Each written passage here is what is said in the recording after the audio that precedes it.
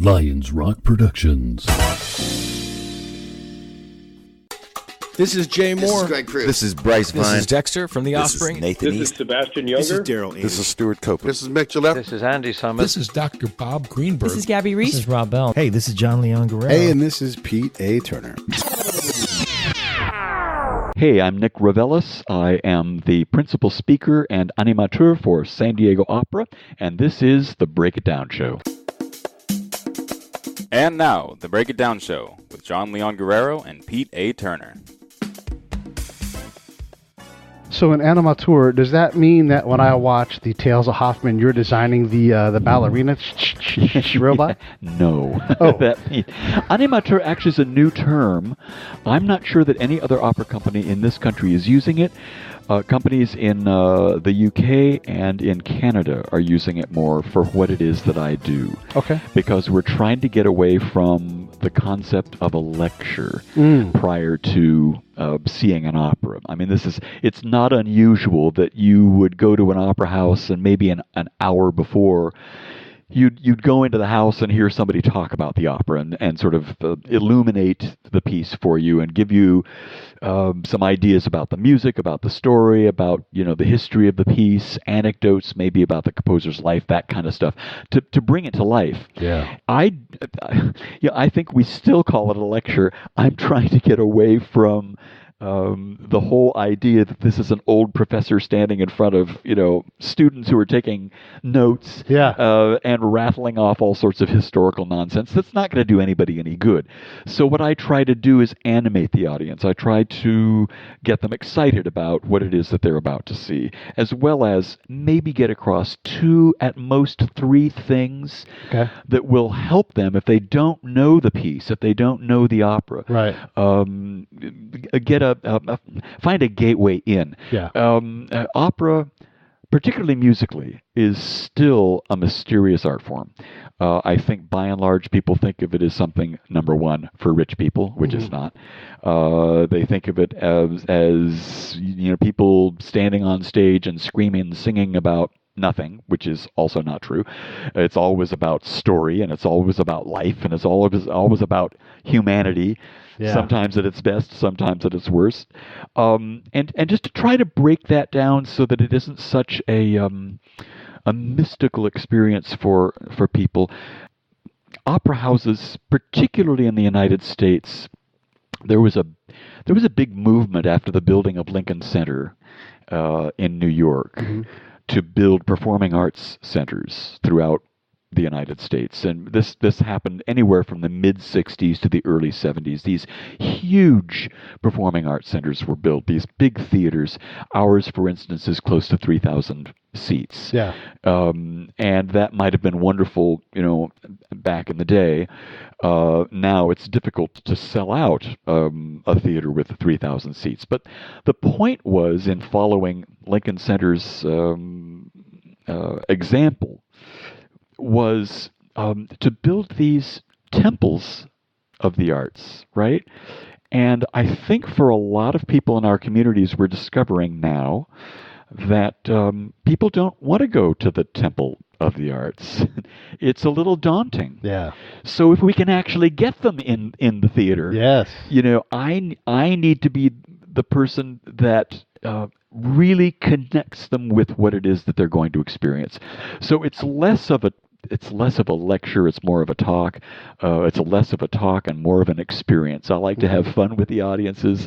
I like to really give them something concrete that, a half hour later they'll be able to bring to the experience, listen to something and go, aha, I recognize that. That's what Nick Reveles was talking about, and now I can sort of follow that all the way through the opera.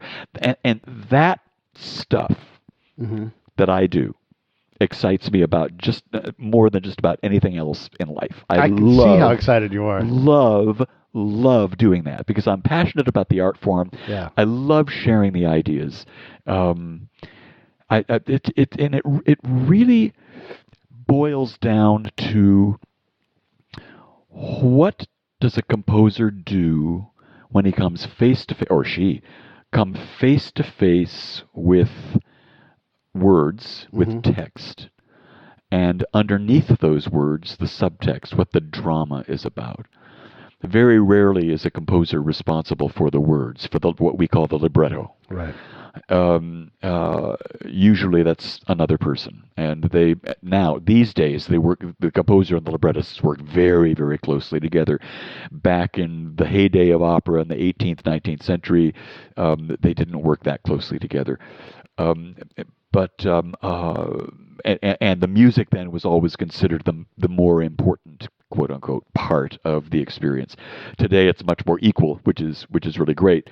But I've always been fascinated about, when a librettist or a poet or a playwright plops that text and that drama onto the desk of the composer. What does the composer do? Yeah. What is that So composer does the called? libretto, does that normally precede the music? Oh yeah, almost Okay, always. almost Alwast always. Yeah, I can only think of one instance when it didn't. And that is? And I'm not sure that they were telling us the truth. It was the Gershwin opera, Porgy and Bess. Okay. And George Gershwin and his brother always worked together. Ira was the librettist and George was the composer. Okay. He swears in a radio interview that you can still hear, you can still find, it's probably on YouTube. He says that, oh, no, the music always came first, and then Ira would attach music to it. And that is like totally different from the classic way that composers would do it. But to get back to what I'm trying to reveal to people is, when faced with that, how do you musicalize that? Yeah. How do you turn that into music? And what are the musical means that will communicate the story? Yeah. And these specific words.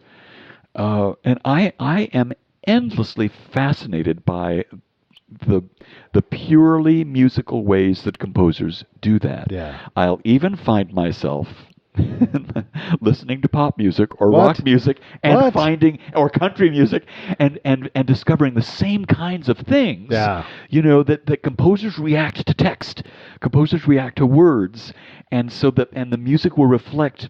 Often, if you're dealing with a really good composer or a great composer, will absolutely reflect the feeling behind those words. Yeah, so if you look at opera if you look at rock and modern music and hip hop, they're the progeny of opera in some regards. Sure. Because Absolutely. Yeah. It's popular music. Yeah. And when you look at how different bands or different artists create, some go words first, some, they collaborate in some way. Like, I'm a big fan of U2, so I use them a lot as an example. Mm-hmm. But like Bono will say to Edge, I need this sound. Yeah. And he's like, oh, I made that sound 18 weeks ago. I'm going to pull my computer up, and it's like that's the beginning of that thing, and then it gets shaped and blended together. Right. So let me back up, way back. Okay, first off, this is for the listeners. You guys should absolutely go see opera. Every large urban area has an opera facility there, and plenty of smaller communities have some kind of performing arts arrangement. And so absolutely. If you're curious, please go. And if you're daunted, let a guy like Nick help you be less daunted. Dr. Bob has been on the show. I think we've talked about how you guys sort of know of each other. He does a similar thing where he's like, let me make opera more accessible. Yeah. Let me explain to you in a multi-part series what this is. He does for the Phoenix Symphony, I believe. He does something similar. Mm-hmm. And also for the San Francisco Symphony. He'll for instrumental music, for symphonic music. Exactly. Yeah, and that is great because that's terrific.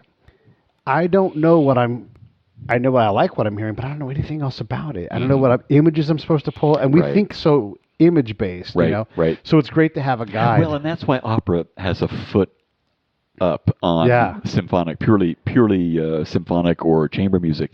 You do have something else to follow. You do have the visual, which is terrific. I mean, it's a great help, and I think that's probably why I find it so much fun. It's less fun when I get called upon to give a lecture prior to, or a talk prior to a chamber music concert or a purely musical event. It's a little more difficult to make those connections. It's much easier when, as is true of every modern opera house today, you've got the super titles, you know, running the text in real time above the stage, so that you can make a connection between what the singers are singing, Boy, it's so helpful. what they're doing on stage, and what you hear in the music, both through the voice and the. That's an important thing instruments. to say too, because not a lot of people understand that, but and the San Diego Opera actually is excellent. So I've been to a lot of opera houses. I've been to Miami's. I've been to Fort Lauderdale's. Same opera, but totally different experiences. Yeah. I've been to San Francisco's. I've been to like their minor league one where it's like the up and comers. I've been to L.A. I've been to a lot of different places to see opera, and this is by no means like over exaggeration. You guys are the most engaging opera that I've been to. Oh, thank you. Where you feel welcome. I'm so happy to hear that. Yeah, That's no, great. it was. That's great. It really stood out. Well, and I tell you, we're really incredibly lucky on the West Coast. Yeah. Because right down the coast from Seattle to San Diego, we've got outstanding companies. Yeah. I think San Francisco Opera is, in my mind, the finest company in the country. I really do believe that. I mean, what they do is absolutely top drawer. They've got community engagement programs like we do, education programs. They're really active. I would say that San Francisco and Chicago are on a par. They're absolutely terrific companies. But, start with Seattle and then Portland, coming right down the coast. San Jose has a great up-and-coming company. Santa Barbara has a small company that's doing really exciting things. Long Beach Opera is doing really cutting-edge stuff that I find terribly exciting. L.A., wonderful. San Diego, of course, that's my home company, and I've been involved with it for 50 years. But it's a great company. We've always been able to pull off terrific productions with top-drawer singers. Do opera singers move around quite a bit, or are they kind of... Okay. Yeah, it's quite an itinerant vocation. And then do certain operettists, that we call them, let's just call them singers. That's opera easier singers, to say. yeah. Do certain ones stick with certain shows? Like I am the Carmen. If you want to play Carmen this year, no. The more humble of them. Yeah. We'll say no. I am a Carmen. Right. But there may be only 10 or 15 really good Carmens in the world. Right. But yeah, there is some acting and there's some truth in what that person brings. So you can absolutely. sing every note. Yeah, you cannot just be a singer anymore. Right. It's just, the last 25, 30 years, artistic and general directors of companies have just insisted that opera singers have acting chops. Yeah. And if you have a choice between, two singers who are vocally equal. Yeah. But one is a better actor or actress. That's who you're going to go for. Right. That's who you're going to go for. Can the singing outweigh the acting though? Like if you have like professional level singing, there are the people that can elevate above that, where they have that special voice. Yeah, there are always going to be those special voices. Yeah, absolutely. But they're rare. Yeah. They're expensive. Well, they should be. Indeed. Yeah. Indeed. Yeah. I think of somebody like Ferruccio Furlanetto, Italian bass, who came here first in 1983 to sing a small role, but just fell in love with San Diego and with San Diego Opera, and then and is an avid golfer. So every year he would come back and sing. Yeah. Just because that he just considered his home company in the United States, outside of Europe. He would not sing anywhere else. In fact, the Met, Chicago Opera, they didn't get him for quite some time, but we had him, for like 20 years before they started to clue in on the fact that he was this incredibly great artist, and he's one of those artists that he shows up, and the level of artistry, the level of singing, and the level of acting are on that level of sublimity that you just can't find with everybody. It's extraordinary. When you see an opera, so I've seen, let's say, Tales of Hoffmann a bunch of times. Yeah, great piece. Yeah, and complicated, and everybody tells it the same, but completely different.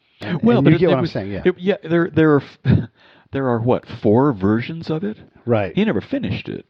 He never. Oh, okay. I didn't know. Offenbach really I mean, it was done, but I mean, he died before he decided which scene would come next and all that kind of stuff. You know, it's a very complicated show to do because of the large cast, but also because the story Yeah. it's got a prologue and an epilogue, and you've got to decide, well, are we going to do both? Are we just going to do the 3 acts in the middle? Are we going to, what order are the acts going to... You have all these crazy decisions to make about that piece. Right. And it's got great music in it. It's beautiful, beautiful, and beautiful the music piece. is incredible. Oh, yeah, here's one thing I wanted to ask you. So there's a robot in it.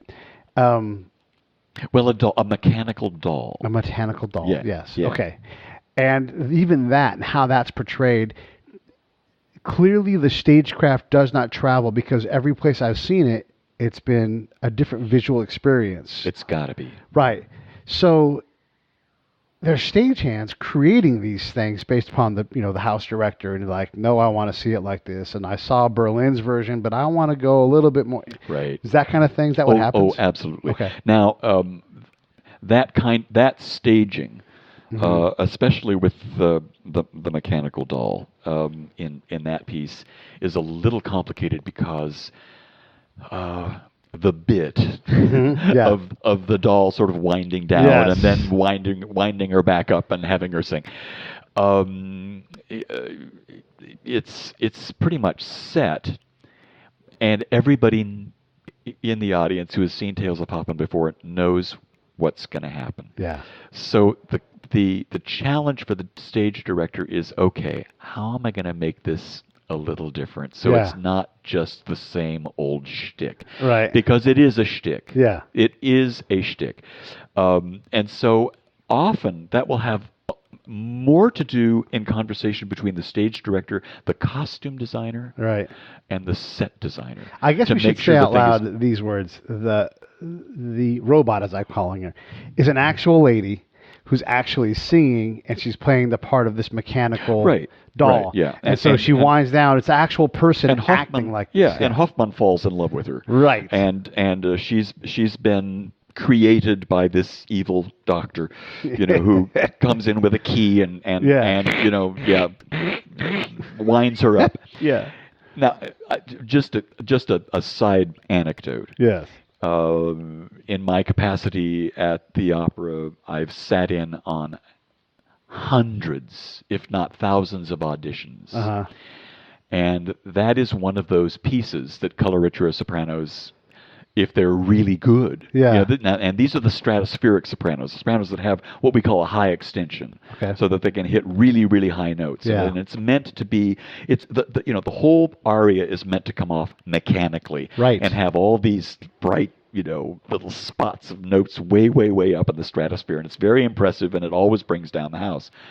But there is nothing deadlier than sitting in an audition and having a beautiful young coloratura soprano come in and sing that damn thing yet again, because they do the same shtick over and over again. Yeah. And I want to tell, if any coloratura sopranos are listening to this, please choose another aria. Yeah. It's so old and it's so tired, and what should they sing then? What's your advice? Well, if they can come up with a better shtick, that would be great. Right. And we only need to hear one verse of it, and then we know you've got the notes, you can bring it off. That's great. But there are all sorts of other There are some Mozart arias. I never tire of hearing either of the 2 Queen of the Night arias from the Magic Flute, for instance. There are some coloratura arias from the Strauss literature that are fine. There are Handel arias, and we're producing more Handel in this country, and it'd be great to hear more of that. Yeah. I always dread it when I see a singer's list of arias and that's on it, and let's ask for something else. The names are gonna fail me, but the aria in Don Giovanni, the aria that I can't think of her name, but in Mozart's version. And she's there, and she knows that he's a scoundrel and a Lothario, but she can't help it. She still loves him. She's on her knees, and she just sings her heart out. It's just a wonderful aria, and I can't remember which. It's towards the latter part of the opera, Anyhow, it's wonderful, and she's just because she knows she's like, I know who you are, but I can't quit you. And it's, that's Donna Elvira. Yes, Yeah, yes, because yes. she's the one who's been left at the altar. Yes. By him, and Yeah. she's torn. I mean, Right. she's angry. Yes. The thing that comes to my mind when I think of Elvira is her first aria, the name of which is just run out of my brain. Mozart creates these darts of anger. It's like she's got or arrows, it's like she's got a bow and she's shooting these angry arrows at Giovanni, and the music absolutely describes that. It's this one dart, one arrow after another, just these shots of absolute anger and bitterness at him. And yeah, you're absolutely right. I mean, she's torn all the way through the piece. The music is torn. And if she can act it out, it's just fantastic. So my lady and I, we saw Marriage of Figaro, and the opera buffa, which is like a comedy for the audience. These are just such great operas, especially like if you're like just trying to. Some operas you don't want to jump in on because it's just like it's advanced and it's going to be hard and it's 5 hours long. Like you don't want to do that. Yeah. But something like The Marriage of Figaro, you buy seats where you can see the actors' faces, because so much of that opera, for me at least, is like the shock of the twist, the constant tumult, and you have to see the actor be like, whoa. Well, and this is interesting. Opera buffa, which is the Italian term for comic opera during that period, was always about regular people. Yeah. It was never like serious opera was. I mean, there's a totally different style of opera, in opera seria, or serious opera, tragic opera. In those days, those serious operas were about mythical characters, historical characters from ancient Greece or Rome, or they were about gods and goddesses. But opera buffa was always about regular folks.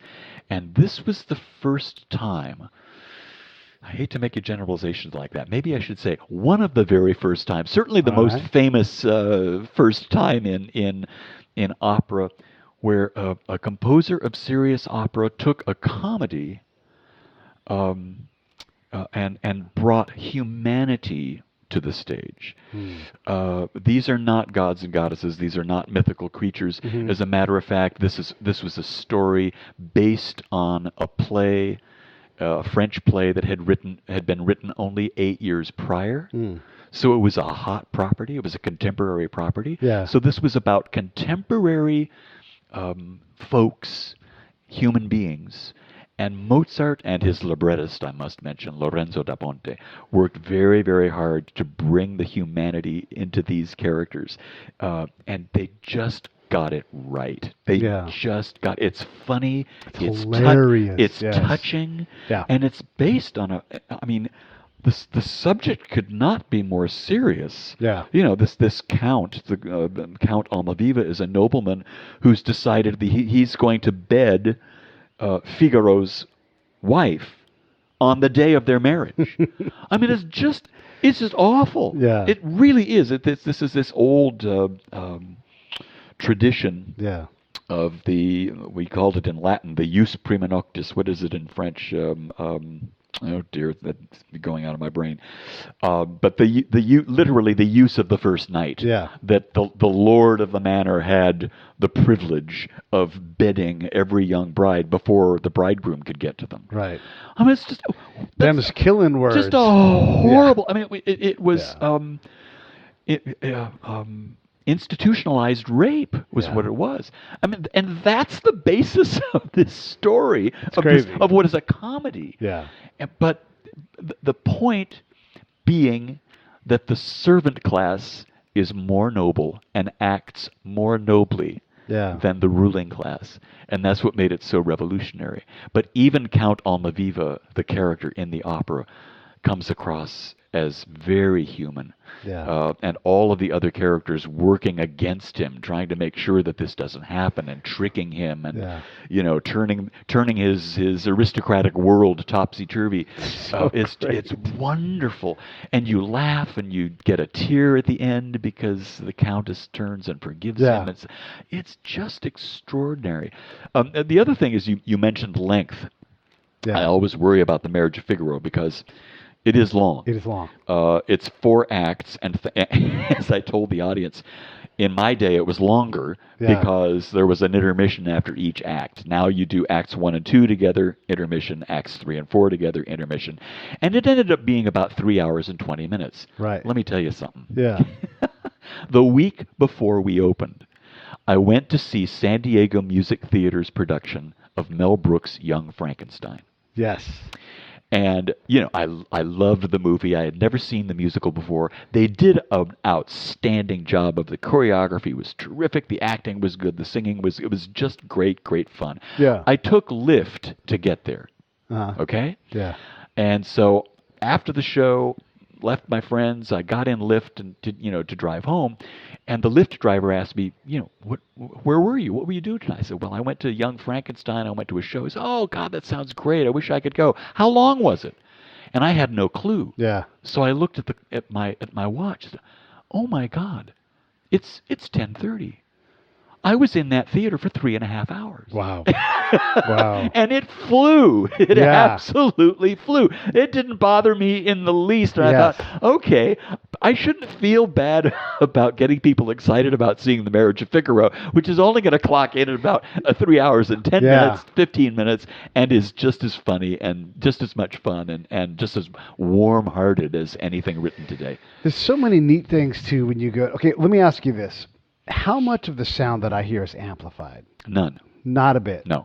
There are mics on the stage, and people will see those because you need to have speakers back in such a large theater and in such a large stage. You've got to have monitor speakers backstage so that the singers hear the orchestra, and hear what's going on. So those speakers will be playing at a very, very low level. So out in the audience, you're not going to hear them at all. Right. There are also microphones for recording because we broadcast on KPBS a week later.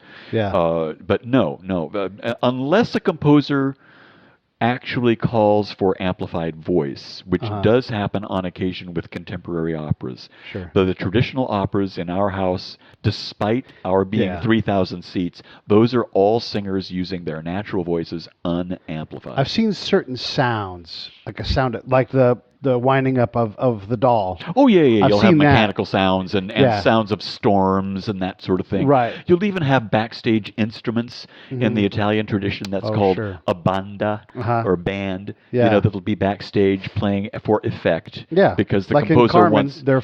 They're far from the distance and you can hear them and that kind of thing. Yeah. And in Rigoletto, which is our next opera coming up in February, there's an offstage banda in the very first act because we're at a party for the Duke of Mantua. Yeah. And, the dance, the room where all the dancing is going on is in the next room. Yeah. So it's an onstage banda that's playing first, and the orchestra doesn't enter until...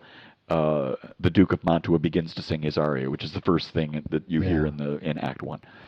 So the amplification question's been answered because I always wonder that. It's like I don't hear very well anymore either, but I'm positive that these guys are actually blowing the back of the house out with their voices, and it's incredible. It is extraordinary. You have to sing with your whole body. We talk about singers being embodied.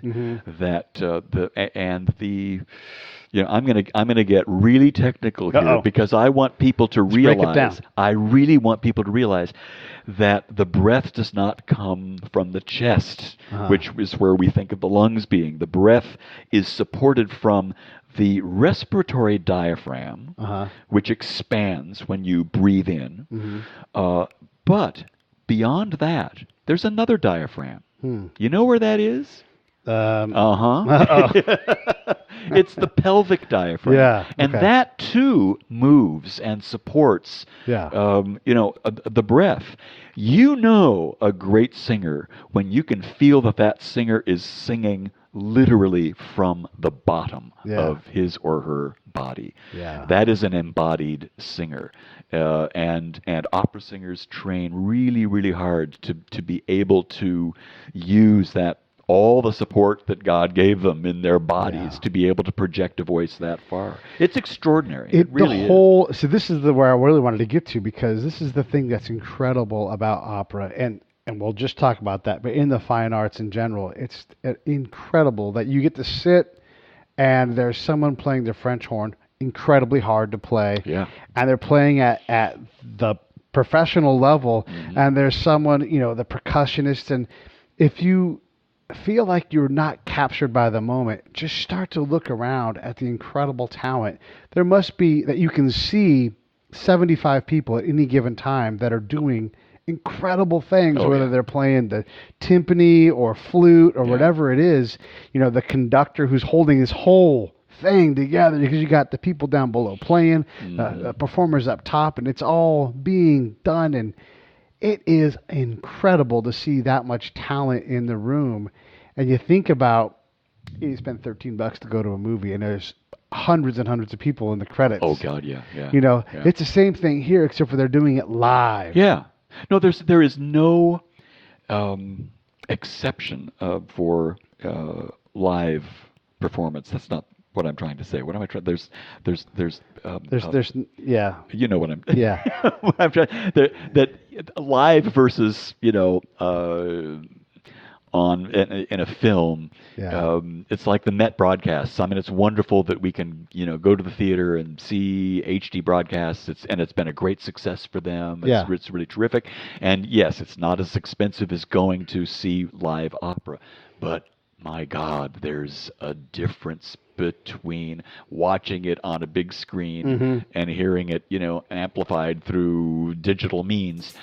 This episode of the Break It Down Show is brought to you by Lions Rock Productions. That's us. We publish, evaluate, and develop podcasts just like this one, consult others to build their own, and create associated content and content marketing strategies. So if you're launching or expanding your social media presence, your business, or your personal brand, or if you just want to take your media presence to the next level, reach out to us on Twitter at Pete A. Turner or at JohnLG69 at the Break It Down Show. There's 1,000 ways to get a hold of us.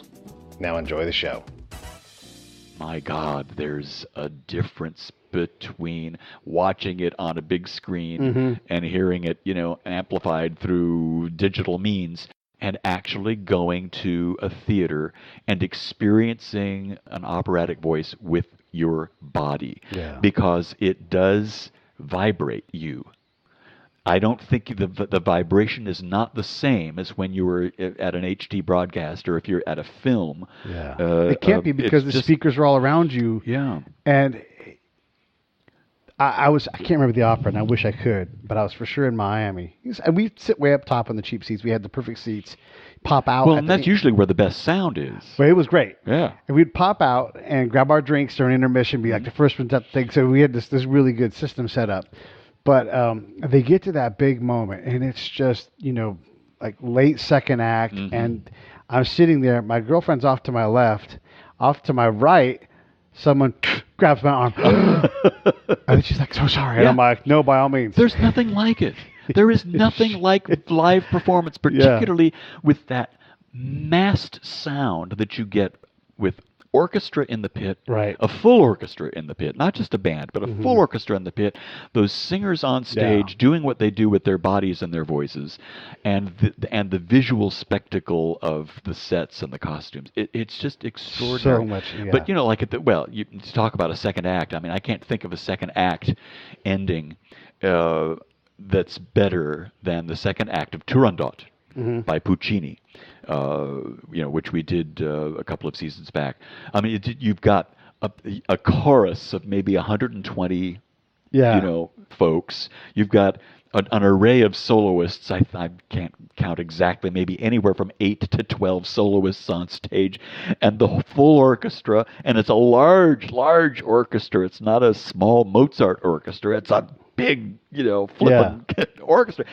You can't, and that wall of sound hits you right in the chest. Right in the heart. It is extraordinary. But I want to get back to something you were saying about, French horn playing, and you hear these people playing and performing at the top of their careers.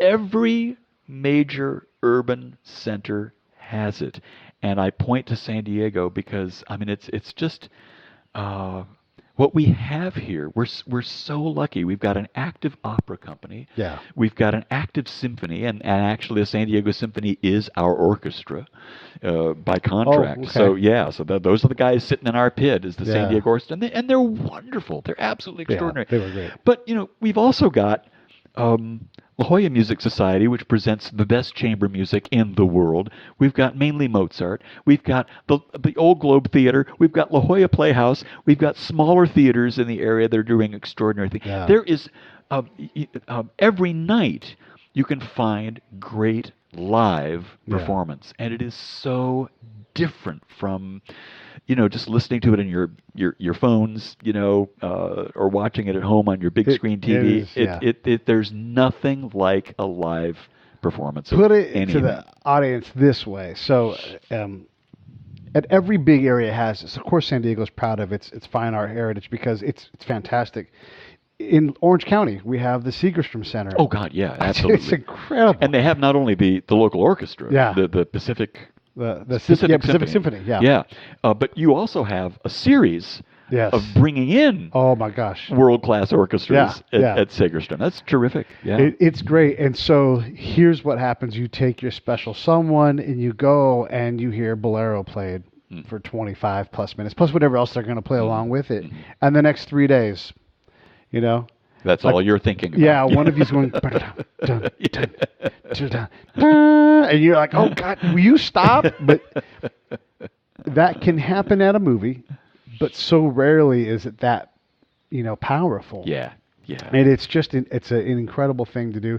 And I love it. And when I go to places, I try to see what operas are there. And you really can spend $1,000 and go to an opera, but you also can get by for less than $100. Oh God, yeah. You know, easily, and pretty good seats. Yeah, pretty good seats. And there's in really fact, no bad seats. It's just some seats are really close. Yeah, and again, if the sound issue if the acoustic issue is what you're really interested in, typically in these large halls, and just like Carnegie Hall in New York, which is an older hall, you go to the last seat in the balcony. Yeah. Usually that's where the best mix of sound is going to be. Yeah. That's where it travels to. That's going to be the focal point. If I had a critique and at all, that's always going to be the cheapest seat. Right. Yeah, and they literally the two of you can go for, I would even say most places, $50 to $75 total. You may be a little bit more, but usually you can get like $60, $70. You both can be in a world-class performance, and absolutely be close enough to see everything you need to see. Yeah. I did notice that it was a little bit harder for me to hear. We were in the lower level at San Diego in the dress circle, and the sound wasn't as clear as I'm used to, like a Segerstrom and everything. But that could be because I was way back in the... There are spots in the theater that are just weird. Yeah. Dress circle towards the back of dress circle, for me, is very strange because That's where we were. It sounds like it's amplified. Okay. It's not, but there's a kind of weird aura about the sound at the back of the dress circle in that theater that I've always found strange. I've never heard anybody else complain about it, but I will never sit there. But I love being towards the front of the dress circle, or the front of the mezzanine is actually my very, very favorite place. Anywhere within the first 3 or 4 rows of either dress circle or mezzanine are good. Yeah, and mine's not a critique. It's just an observation because you go in different parts. Like the sound in Miami is very bright. And I don't know if that's by design or, I know that you're constantly evolving what happens with technology and you're trying to, yes, opera's put on there, but other things are performed there. And right. So, all of these theaters were built as multi-purpose theaters. Right. And that's, yeah. I've discovered a long, long time ago that a multi-purpose building serves no purpose. Absolutely not. So you want to go to a hall that was designed for acoustics, drive up to L.A. and listen to the L.A. Phil in Walt Disney Hall. Yeah. It's a gorgeous theater that is too. Unbelievable. Yeah. That sound is I will go. So good. Yeah. I can't tell you how much it changes me to know that I'm going to go take my lady, go do that thing. It's just a great way to improve your life. Oh yeah, absolutely. And again, like you can go to a ball game and spend exactly the same amount of money and have a lot of enjoyment. I love baseball. I love baseball a lot. But I'd rather go see the symphony perform something yeah, or well, an you know, opera. and you Same length of time too. Opera 3 hours ish. Yeah, Baseball game 3 hours ish. you come in touch with our better values as human beings. I mean, like the Marriage of Figaro. You know, to produce the Marriage of Figaro. Oh well, you know, in fact, our entire season, the Marriage of Figaro, Rigoletto, and Carmen.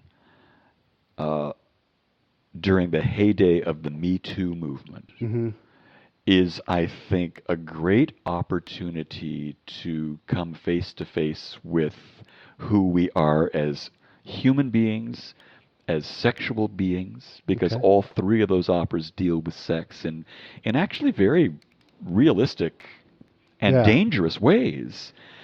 But and I don't want to say, you know, you're coming to the theater to get a sermon. You're not. But you are coming to the theater to a great work of art to come away changed.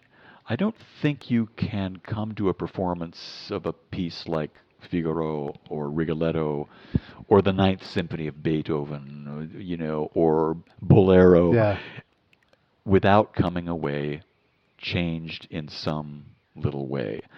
And that, for me, is the purpose of art. It challenges the soul. It challenges the spirit. And my classic story is when I first went to Europe, 1972. Yeah, I'm an old guy. And I was with this other person who ended up being kind of an ugly American, and I couldn't wait to get away. And we were spending 7 weeks in Europe traveling together. And oh, God, boy, did I make a big mistake. This is like not the person I really want to... This is a fellow student.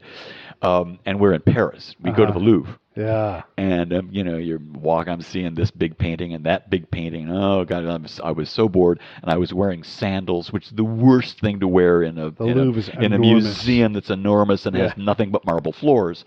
We turn a corner and go into this little gallery, and there she was. And I'd seen hundreds of prints of the Mona Lisa, never actually had seen the real thing. Yeah. And back then, there was no plexiglass. You could get up close. Yeah. Right? And I got up close. I could see the master working. Yes. You know, I just stood there for 10 or 15 minutes and took it all in. And when I walked away, I was breathing differently. Huh. Yeah. And that very day, still within the walls of the Louvre, I said, you know what? I think it's time for you to go your way and me to go mine.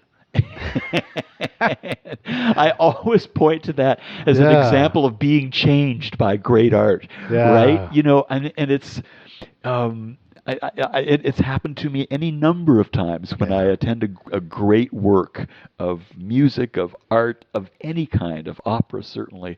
I come away a better person. I totally agree that you have to dip your body into those waters, whatever it's going to be. If you want to go stand in front of Rembrandt and contemplate things, you know, look at a giant David. David paintings are like 15 feet wide, 10 feet tall. You're like, how in the hell is the hand the same size here? And I'll literally walk. And the same size here. I'll put my hand up next to it and be like, look at that. And then walk back over, and I am astounded. And I understand the mechanics of it, but to actually pull it off, to paint something, to orchestrate something 150 years ago, and that's fairly, you know, recent. You know, like Wagner, like, oh yeah, he's a contemporary guy. Yeah. But these works of art are constantly available to us, so you know it's the pinnacle of art. Yeah. You know, people will continue to come see it, and you might put on some different forms of opera just because you want to spice it up. But there are pieces that are in the canon for opera. There are certain artworks that King Tut stuff that's on display up in LA right now. You know, all of these different bodies of art are there because they are special. They have that thing. You know, what what rock and roll songs are going to, not this is not in any way a knock on rock and roll, but it's a thought exercise. What rock and roll songs will be performed live 150 years from now? Yeah. Like, yes, there will be some. Oh, I think so. Yeah, absolutely. But what like There what is is a it going to canon. be? There is a canon for rock music. For Absolutely. sure, right? So is it going to be some like a Tom Petty cover band that gets paid thousands of dollars to play Tom Petty? Who knows? But that's what's available in these fine arts centers. And But I it just also think it's helps you wonderful. realize how little we've changed, how human beings Well, are the same, right? You Yeah. could be looking at an ancient artifact from Egypt or Mesopotamia or something Etruscan, and realize, oh my God, they felt the same way we do about this, about that. They wore similar things, Right. and you can see the line of evolution from that artifact to things that we produce today. Sure. It's wonderful. I love that stuff. Yeah. I just love it. We had a guy that was on the show a while back. His name's Bernie, and he talks about archetypes from the cave painting eras, which is kind of where he draws all of his inspiration. But those things that happen to us, like we always think that our time is somehow special. Yeah. Like right now is the craziest time ever, and we can get all hand waving and histrionic about it. But turns out the 70s had their problems, and the 40s had theirs, and the 20s had theirs, and the 18-somethings, and you can keep going back and back and back. And so when you do see these operas, you see these artworks that are 200 years old, you realize you're right. These are archetypes. There is a quote unquote oppressor.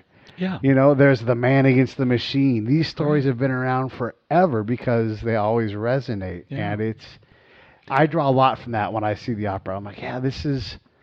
So it looks like, infidelity has always been a theme. Yeah. Well, and I've been kidding my audiences because I'm calling this season the season of men acting badly, men behaving badly, because really in these three main stage operas, not in the two detour series which are different, but in the three main stage operas, Figaro, which just closed, Rigoletto, which opens in February, and Carmen, which opens in March. They're about men who do crazy things because of sex. Yeah. And you in the years that those pieces were written and first produced, 1875, and in the case of Carmen, 1853, I believe, or 52 for Rigoletto, you couldn't portray a lot of those things on stage, but the composers knew how to tell your imagination what was going on, in the minds of these men behaving badly, with very suggestive music that tells you exactly what that guy is thinking, what he's feeling, what his hormones are all about. It's fascinating. It's also funny, like how we social commentary, Pete coming out here, but when we look back, we feel like, we haven't gotten anywhere. In a lot of ways, we haven't. But in a lot of ways, we have. In a lot of operas, there's a lot of female empowerment that might shock you from your perception of an era. Like Carmen is not a shrinking flower. No. And Cosi fan tutte, like that's a very provocative set. And absolutely. I'm always shocked by that too. Like in the reality of the role women have always had.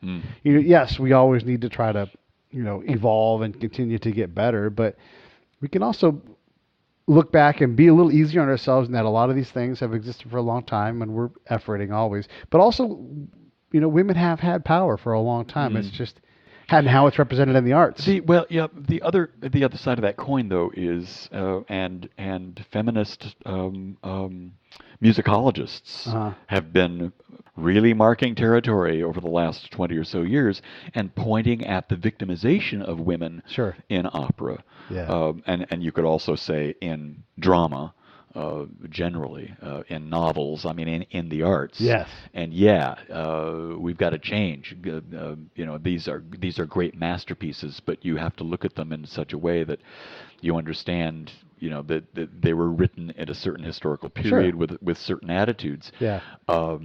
But I call it the season of men behaving badly, but we've also got three women in these in these stories who were treated very badly. Yeah. And how do you reconcile that?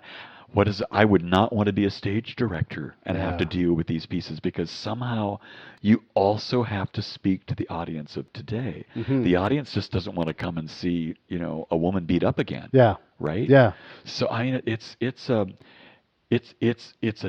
really challenging, really difficult role to figure out, what do you do with these pieces that, where it's just really obvious that the woman is being taken advantage of, is being victimized, is treated horribly until the very end. And yes, it creates a tragedy, but what does that tell contemporary society? How do you deal with opera and respect the piece of art? I'll give you an example. Like, Mark Twain can write whatever the fuck he wants to write because he's Mark Twain, and you can cut his words out or not, but he is the master, right? So Mozart is the master, and you want to respect what they did because it was in their time. It was progressive for their time in a lot of the cases. I mean, mocking the higher class, the barons and all that kind of thing. Well, and in fact, in that opera, the women do turn the tide, which is great. They're very empowered. Right, yeah. So how do you respect that, but not but also modernize something, but not turn it into Jesus Christ Superstar, where you're like, it's no longer the same piece of work? It's hard. They're better at it in Europe. Okay. We call it Regie Theater, or the director's theater. This is a German term that now everybody uses as describing these really crazy, off-the-wall productions of traditional canonic operatic works in Europe. Those pieces, those productions don't go over so well in the United States. We're much more traditional. But I like someone like Stephen Lawless, who was the director of this production of The Marriage of Figaro. Everybody was in period dress, so the costumes were very much late 18th century. Sure. But the set itself, as you remember, was on these rotating panels and very stylized and very sort of modern and cool. And, that's a wonderful compromise, I think, of putting traditional dress on a completely contemporary canvas. It's kind of a cool way of doing it. I really liked that a lot. And I'd like to see stage directors and scenic designers explore that more, frankly. Can the opera community in general, not necessarily San Diego, not necessarily Europe, but here in the U.S., can we handle, like that sort of reinterpret, like Romeo and Juliet's been done in every way, like it's Mexican families, it's blacks and whites, it's, 50s, it's modern, it's future, every form of that has been done. And we're going to do, the Shakespearean language, but set in a spaceship or whatever it's going to be. Like all these, so can we handle that? Yes, we haven't. We in fact have handled it. The last time we did Rigoletto, it was the famous or infamous production out of L.A. Opera, where the whole thing was set in Hollywood, and so the Duke was a Hollywood producer. Oh, that's and clever. Rigoletto was his jokester henchman kind of guy, like an assistant producer. Right. And the Gilda was a young starlet, or at least dressed that way. It sold well because it was Rigoletto. Yeah. But boy, we heard about it. How incredible People is didn't that? particularly like the production, which is But I too mean, bad. that's good art then, right? But you're pushing the boundary in a way that makes people notice. And straight theaters like the Globe and La Jolla Playhouse have a lot more success doing that kind of contemporary, edgy production of a classic like Ibsen or Shakespeare. Sure. Opera, it's tougher because our audience is more conservative. Our audience really appreciates more traditional productions, but our audience is also changing. Our audience is getting younger. Our audience is becoming more diverse, which is great. I see in the future our being able to push that envelope a little bit. We did our audience, I think. And I'm speaking about the entire history of the company, not the current administration. But we I think, historically did our audience a disservice by not presenting more contemporary opera and not presenting to the audience more diverse ways of presenting opera. There has always been a tradition of chamber opera, for instance, small operas or operas with unusual subjects, and we've always tended to do more traditional work. That's changed greatly, thank goodness, with the administration of David Bennett, wonderful artistic and general director, a good friend. I support what he's doing. He's now the model seems to be the business model that seems to work for us now are 3 more traditional operas in the large civic theater, and then we do what we call a detour series, where it is exactly that, a detour into the opera repertoire, into opera literature that is slightly different and brings people to a different kind of audience experience. For instance, in December we're opening All Is Calm, which is an opera, certainly, about the story of the Christmas armistice in 1914. Sure. And where the German soldiers were singing Stille Nacht, across the trenches, and the English soldiers were singing O Holy Night, and the French soldiers. But it's all done a cappella. Yeah, it's a chorus opera done without orchestra instrumentation, but it's unbelievably powerful. On the other hand, in January we're opening a piece by Jake Heggie, wonderful contemporary opera composer, called 3 Decembers, about a very contemporary subject. A mother who is also a big-name actress on Broadway, and she has 2 kids, a daughter and a son. It takes place over literally 3 Decembers, 10 years apart. 86, 96, and 06, which is, I think, when the piece premiered, and the relationship between the mother and the two kids, and it very much about family, about contemporary issues in family, and what family is all about, with contemporary music that has a kind of a Broadway lilt to it. So and that seems to be the model that we're going to be going forward with, and I'm very excited about it because it brings more unusual repertoire to San Diego, which we ignored for a long, long time, and I think we really need to start to do. How many in the standard commercially successful opera canon are there? 20 operas? Because you're definitely going to see Rigoletto, you're going to see Marriage of Figaro, you're going to see. Well, no, the question should be: are there 20 operas that sell? Yeah. Right. No. Okay. No. So you have to. There are maybe half that number. So you have to pay the bills. Yeah. And then you got to sneak in.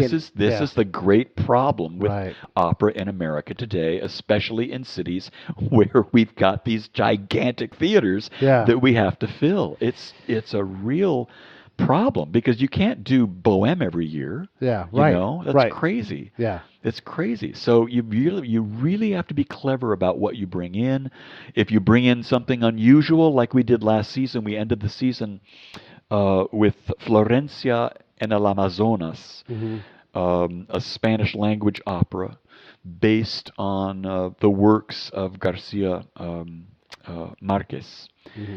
Gorgeous, gorgeous opera in a beautiful production.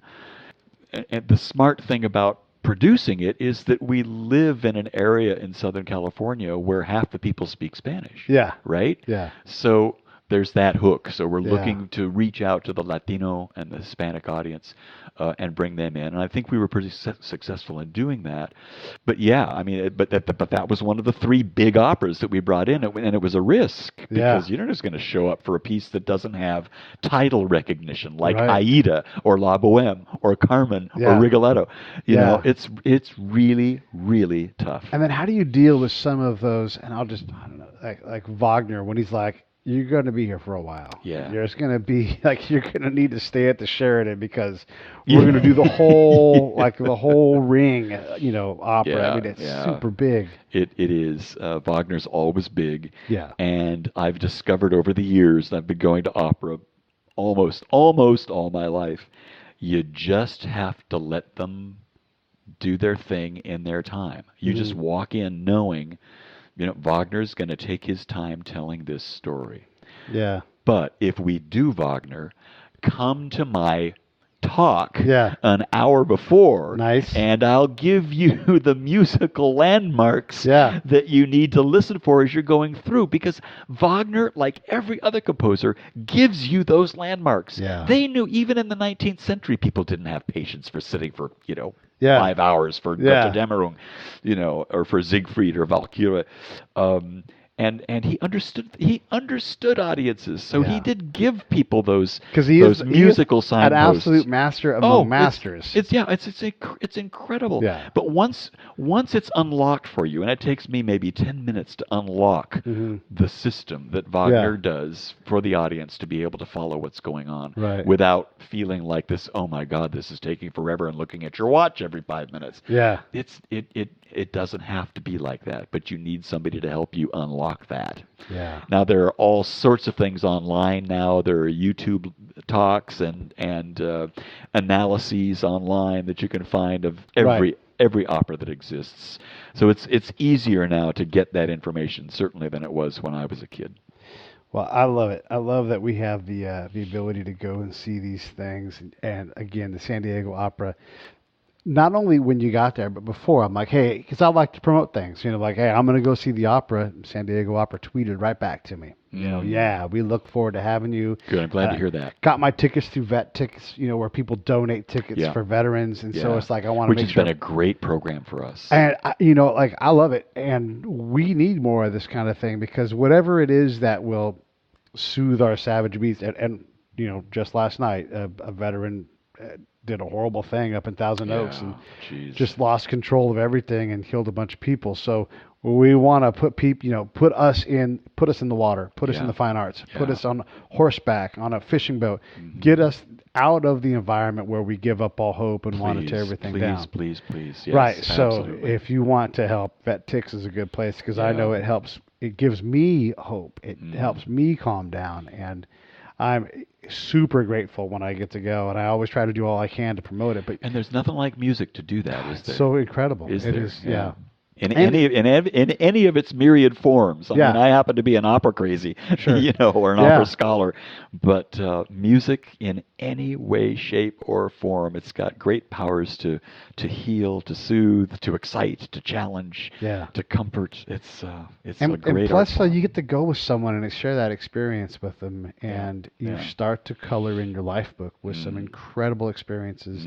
I saw, and I don't get ballet. Maybe I'll get there eventually. But I saw a ballet in Teatro alla Scala in Milan. One of the best nights of my life. The ballet really did nothing for me. I was counting numbers. I was like 1, 2, 3, 4, 5. It's like, and I'd watch the orchestra. But the thing is that's not what I remember about that night. Yeah. I'm in a world-class, multi-100-year-old theater in a beautiful city, and just, you can go to Milan and get a McDonald's burger if you want. Oh, yes. And you should if you need to do that. But, oh, my God. But you know what's funny? Huh. I've been to La Scala twice. Yes. The only thing I've seen there was a ballet. Yeah. I have not seen opera at La Scala. But I performed at La did Scala. you really? I did. Look at you. I was the pianist for Mikhail Baryshnikov the White Oak Dance Project for about 5 or 6 years in the 90s. That's and fantastic. One of our performances was on the stage at La Scala. And actually, we toured with a pianist, which was me, and a string quartet. And we were always in the pit. Yeah. But Misha knew that we all wanted to have our bow on the stage of La Scala. Yeah. So he very generously invited us all to come up to take bows with him on the stage, which is really, really cool. It was really wonderful. He's got a big smile on his face. Great memory. I just love that. And then, they were throwing flowers, and we all sort of noticed that they were roses, and I was afraid to pick them up. They cut off all the thorns. So thoughtful. Isn't that sweet? That is so sweet. All right, so I have one more bonus question, and I'm really going to let you go, because we've been here for a long time. Yeah. When was the last scene encore played, like on site? Like in the old days when they would stand up and they'd clap up an encore because that last piece was so great, and the orchestra just turn the pages back and do it again right then. Has that happened any time in the last 100 years, or is that practice totally gone from the books now? In opera? Sure. It never happens. Never happens. Anymore. Never ever. You may hear a rare instance at La Scala, or better yet, in Parma, in Italy, where the audience will go so crazy that a soprano or tenor will have to repeat an aria. Yeah. That is simply not allowed in the United States. Right. We haven't got time for that. Number one, because of union rules. Oh, right. And that might push us overtime. And so we'll have to pay more money to everybody on stage and everybody in the pit in order to make it happen. No. But that also breaks the dramatic through line. Yeah. The dramatic action. So it doesn't make a lot of sense theatrically. So back when you didn't have a whole lot else to do it. if you weren't home, it made sense, Yeah, and a poor soprano would have to repeat Visidarte, from Tosca 3 times because the audience loved it so much. That's a hell of a lot of work. Yeah. So listen, thank you so much for coming on. Hey, absolutely. It was a delight. I had a lot of fun. We're going to do more of these then. That sounds fun.